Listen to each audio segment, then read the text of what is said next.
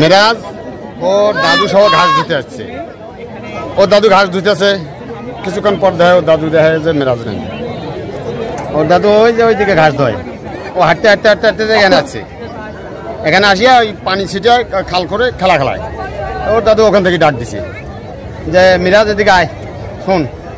মিরাজ কয় দাদু তুই জিতে রাখ, তুই কাজ কর, আমি ঘাস দিতে। ওর পাশে আরেকজন ঘাস দিতেছে, ও ঘাস দিয়ে চলে গেছে। বাচ্চাটা পরিবার কইছে যে তোর দাদু ডাকে, কয় জিতে থাকো না ডাকুক। এই ডাকুক এই লোক গেছে, ও দাদু ওই যে ঘাস একটা বস্তা ঘাস ধুছে, ধুয়ে আরেকটা বস্তা ধুবেন না, ওই বস্তাটা তুলি রাখছে উপরে, আরেকটা বস্তা ঢালিয়ে দেখে যে ও নাই, বাচ্চা নাই।